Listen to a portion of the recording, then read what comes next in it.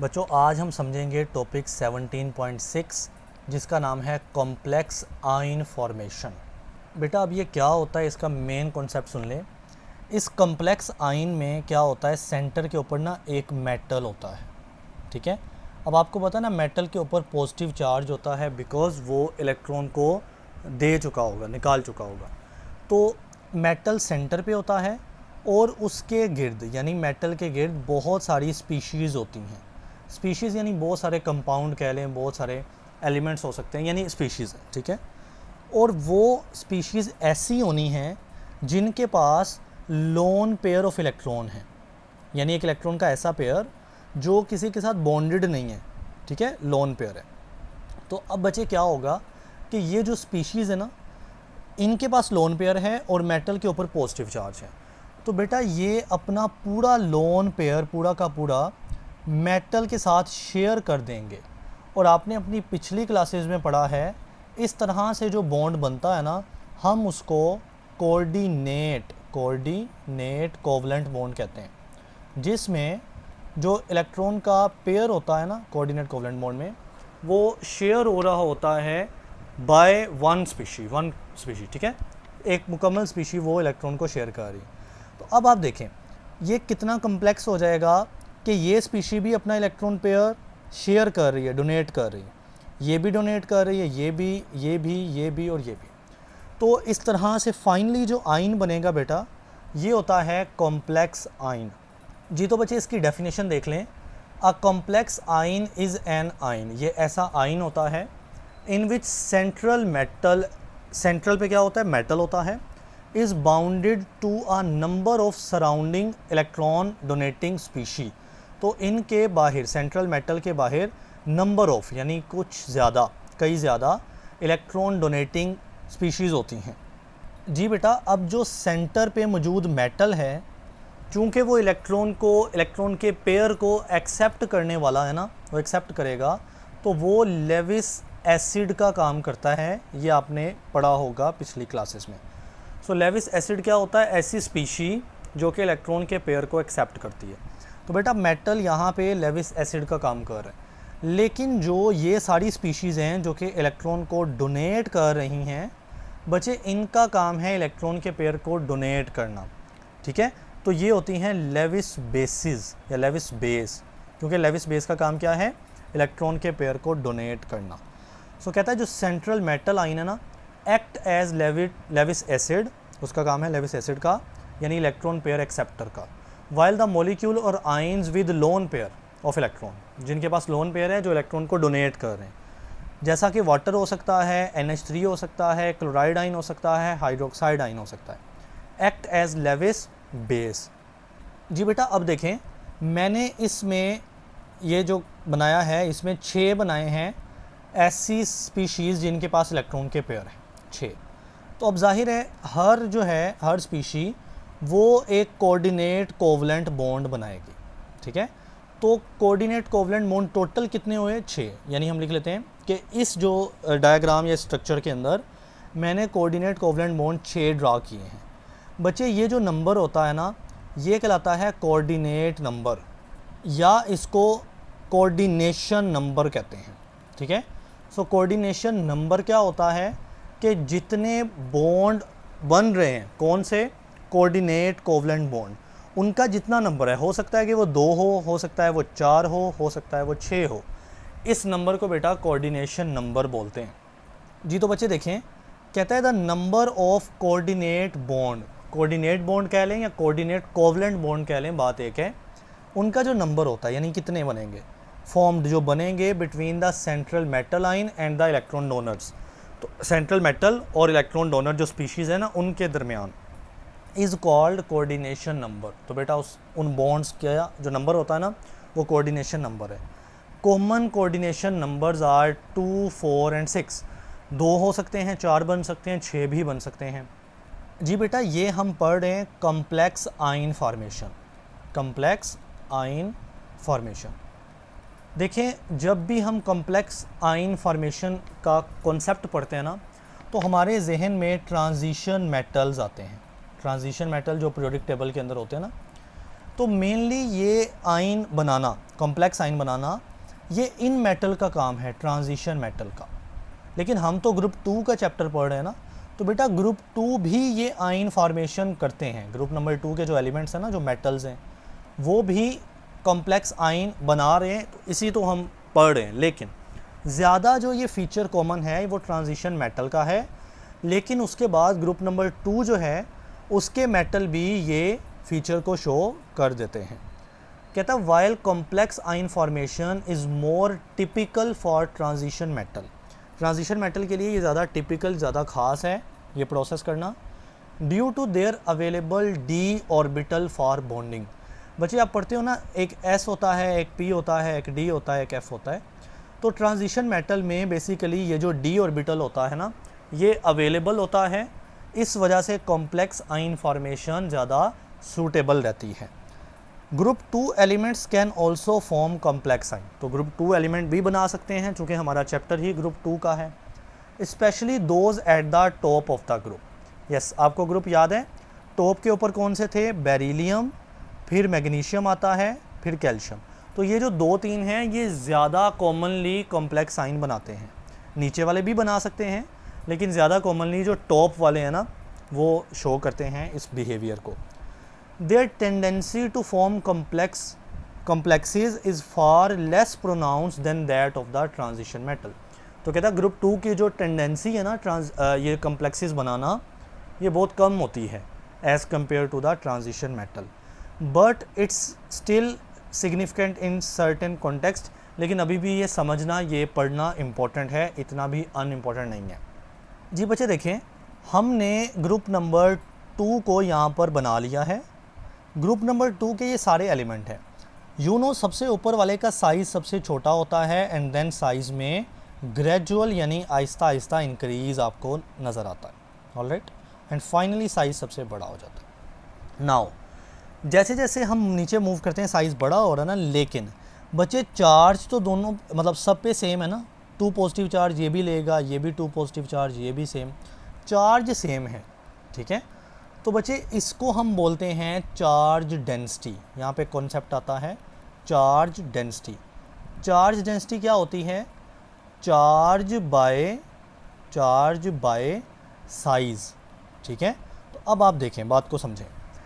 सब के ऊपर ग्रुप 2 में सब के ऊपर बेटा चार्ज तो सेम है, तो अब जिसका साइज़ सबसे छोटा हुआ उसकी चार्ज डेंसिटी सबसे ज़्यादा होनी है। जैसा कि बेरिलियम का साइज़ सबसे छोटा है, तो बेटा उसकी चार्ज डेंसिटी सबसे ज़्यादा होनी है। चार्ज डेंसिटी ज़्यादा होने से मुराद है कि वो ज़्यादा स्ट्रॉन्ग मेटल है, यानी उसके ऊपर छोटे से चार्ज के ऊपर छोटे से मेटल के ऊपर सेम चार्ज है, तो वो ज़्यादा पावरफुल माना जाता है एज़ कम्पेयर टू एक बड़े से मेटल के ऊपर उतना ही चार्ज हो। तो ग्रुप 2 के जो मेटल्स होते हैं ना, उनमें जो टॉप के मेटल्स होते हैं ना बेटा, उनकी चार्ज डेंसिटी हाई होती है। इससे फ़ायदा क्या होता है? इससे कॉम्प्लेक्स आयन बनना इजी रहता है, कॉम्प्लेक्स आयन फॉर्मेशन उसको फेवर मिलता है, क्योंकि कॉम्प्लेक्स आयन फॉर्मेशन में सेंट्रल पे मेटल और उसके साथ साथ होती हैं इलेक्ट्रॉन डोनेटिंग स्पीशीज। तो फिर जितना ज़्यादा चार्ज डेंसिटी होगी ना सेंटर वाले मेटल के पास, उतना ज़्यादा वो लोन पेयर को अपनी तरफ अट्रैक्ट कर सकता है और बॉन्डिंग में हिस्सा डाल सकता है। सो ये बात है कि टॉप के जो मेटल्स होते हैं वो कॉम्प्लेक्सेस या कॉम्प्लेक्स आयन की फॉर्मेशन करते हैं ज़्यादा, बिकॉज़ उन टॉप के मेटल्स के ऊपर चार्ज डेंसिटी ज़्यादा होती है। तो बेटा ये पैराग्राफ आपने यहाँ से लेकर यहाँ तक पढ़ लेना है। वही बात कि जो स्मॉलर यानी ऊपर वाले हैं ना आयन्स, उनकी हाई चार्ज डेंसिटी है, जिससे वो बेटर अट्रैक्ट कर सकते हैं इलेक्ट्रॉन डोनेटिंग स्पीशीज़ को, यानी उनके गिर्द जो स्पीशीज़ होंगी जिन्होंने इलेक्ट्रॉन के पेयर को डोनेट करना होता है। जी तो बेटा हम सबसे पहले पैराग्राफ को रीड करने की बजाय ये जो कम्प्लेक्स बना हुआ है ना, कम्प्लेक्स आयन, ज़रा इसके बारे में कुछ बातें करते हैं। देखिए यहाँ पे ना आपको ये वाटर H2O नज़र आ रहा है बेटा, ये भी सेम H2O ही है, लेकिन सिर्फ उसने ऑक्सीजन पहले लिख दिया है, H2 बाद में लिख दिया, तो इससे आपने ज़रा भी कंफ्यूज नहीं होना। तो हमने क्या किया, ये सारा पानी है ना, वाटर है, तो बेटा इस वाटर में आपने मैग्नीशियम सल्फेट डाला है, जो कि बेसिकली एक सॉल्ट होता है। सो Mg यानी मैग्नीशियम, SO4 यानी सल्फेट, हमने ये सॉल्ट डाला था बेटा इस पानी के अंदर। सो क्या होगा कि ये जो मैग्नीशियम सल्फेट है ये टूट जाएगा अपने आयंस के अंदर, कुछ इस तरह से कि मैग्नीशियम के ऊपर 2 पॉजिटिव चार्ज आ जाता है और सल्फेट के ऊपर SO4 2 नेगेटिव चार्ज आ जाता है। तो हमने देखा कि सल्फेट साइड पे है, क्योंकि हमने कम्प्लेक्स जो बनाना है ना उसमें हमें बेटा मेटल की ज़रूरत होती है, तो हमने उसको साइड पे वैसे ही लिख दिया है। अब जो वाटर होता है ना H2O, मैं इसके बारे में कुछ बात करता हूँ। देखें, ऑक्सीजन और साथ में 2 हाइड्रोजन होते हैं पानी के अंदर, H2O।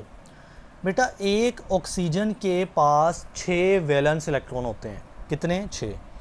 एक उसने ये बॉन्ड बना लिया, एक उसने ये बॉन्ड बना लिया, यानी 2 इस्तेमाल कर लिए इलेक्ट्रॉन, पीछे बचे 4 इलेक्ट्रॉन।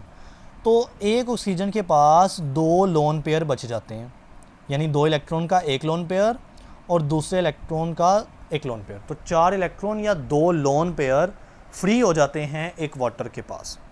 सो बचे इस मैग्नीशियम जिसके ऊपर बेटा 2 पॉजिटिव चार्ज होता है ना, शायद ये बहुत छोटा आपको नज़र आ रहा हो, 2 पॉजिटिव चार्ज। इसके इर्द गिर्द ये वाटर के मॉलिक्यूल आते हैं, कितने? 6। 1 2 3 4 5 और 6। हर वाटर अपना एक लोन पेयर जो है ऑक्सीजन के ऊपर होता है ना लोन पेयर, तो ऑक्सीजन सामने बनाया उसने, साथ में हमेशा ऑक्सीजन के साथ वो बॉन्ड बना रहा है। तो ऑक्सीजन अपना लोन पेयर शेयर कर रहा है इस मैग्नीशियम के मेटल के साथ, और यूँ हमारे पास ये बनता है कॉम्प्लेक्स आयन फॉर्मेशन। अब एक बड़ी कन्फ्यूजन होती है बच्चों को। देखें, इस पूरे आयन के ऊपर उतना ही चार्ज रहेगा, 2 पॉजिटिव चार्ज, जो कि मैग्नीशियम के ऊपर है। लिहाजा बुक ने मैग्नीशियम के ऊपर नहीं लिखा, ये तो मैंने लिखा है ना, उसने टोटल के ऊपर लिखा।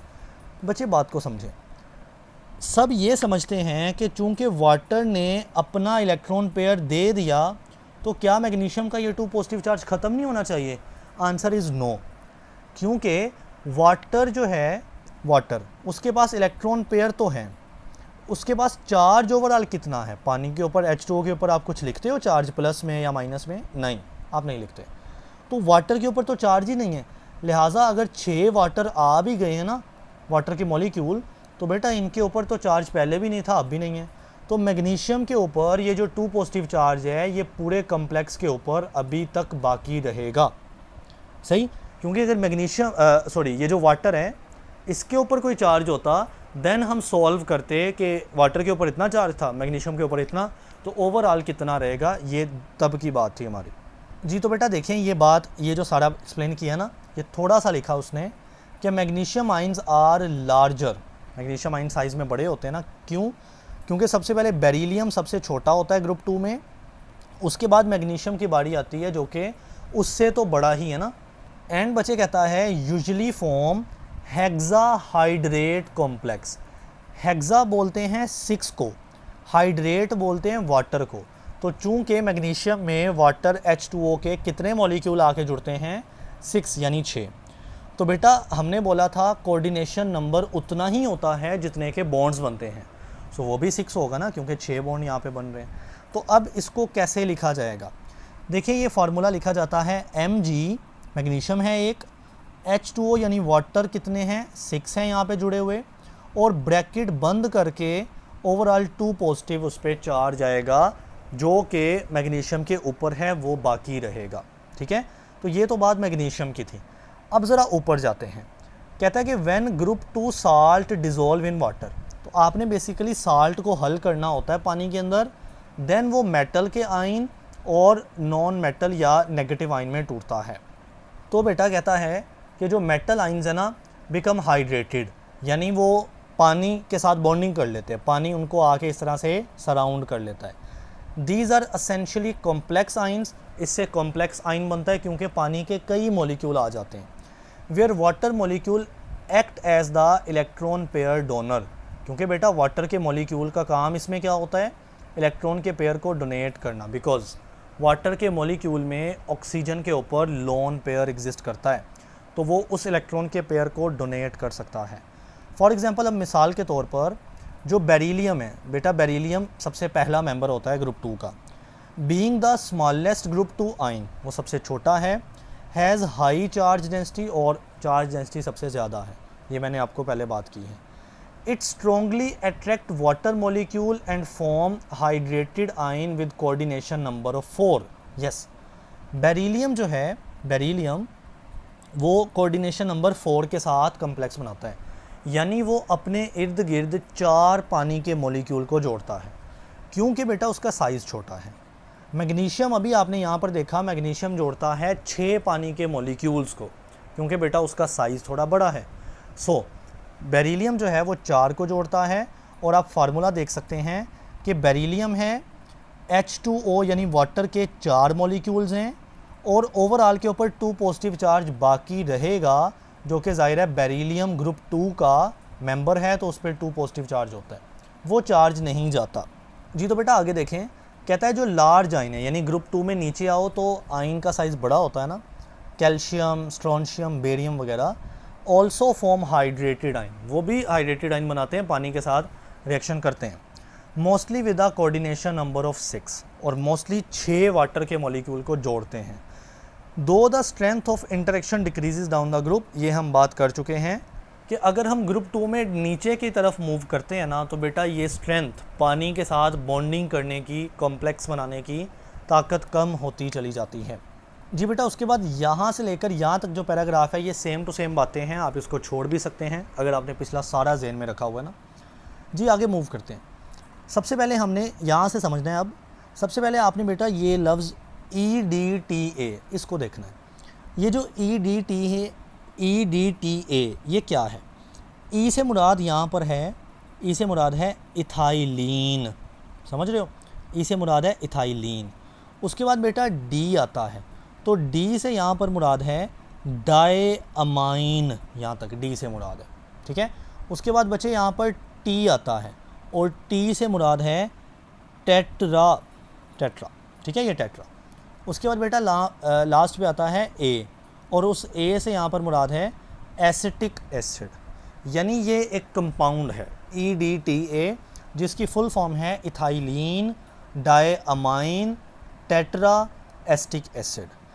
अब बच्चे ये कंपाउंड में क्या होता है, काफ़ी ऑक्सीजन होते हैं और काफ़ी नाइट्रोजन होते हैं, और यूँ नो कि ऑक्सीजन के पास भी एक लोन पेयर मौजूद होता है और नाइट्रोजन के पास भी लोन पेयर मौजूद होता है।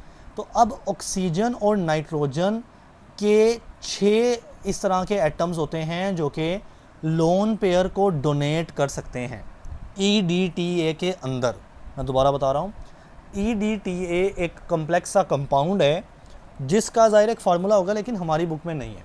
सो इस कंपाउंड में 6 ऑक्सीजन और नाइट्रोजन के ओवरऑल एटम्स होते हैं, 6 टोटल 6, ठीक है, जो कि क्या कर सकते हैं, इलेक्ट्रॉन के पेयर को डोनेट कर सकते हैं जब उनको सेंटर के ऊपर कोई मेटल मिले।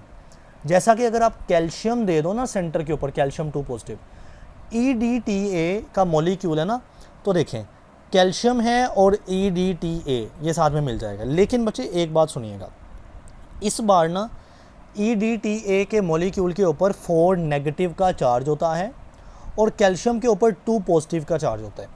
तो 2 पॉजिटिव 4 नेगेटिव में से कैंसिल होगा, तो ओवरऑल चार्ज क्या बचेगा, 2 negative.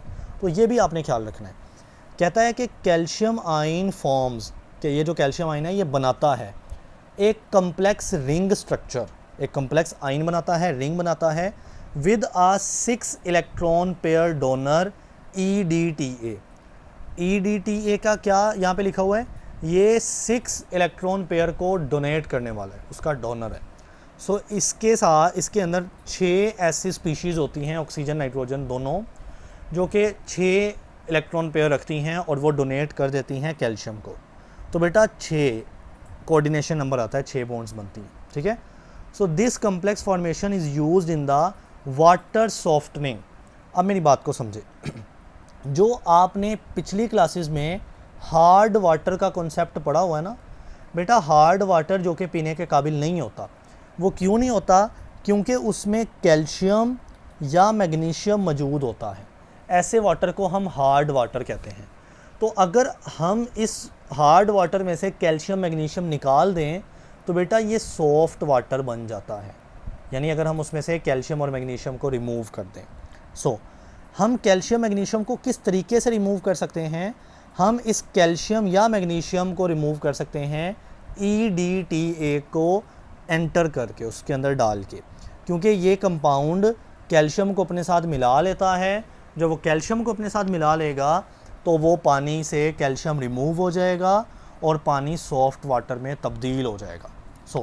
This complex formation is used in the water softening, water को सॉफ्ट करने के लिए, where EDTA removes calcium and magnesium ions from hard water.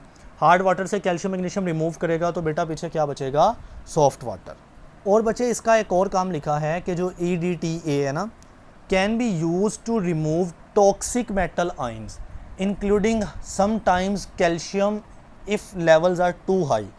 यानी अगर कोई टॉक्सिक मेटल है ना बॉडी के अंदर या कहीं भी टॉक्सिक मेटल है जिसका कुछ ना कुछ नुकसान है, तो बेटा उस मेटल को रिमूव किया जा सकता है इसी कंपाउंड का इस्तेमाल करके, क्योंकि ये कंपाउंड मेटल्स को अपने साथ मिला लेता है।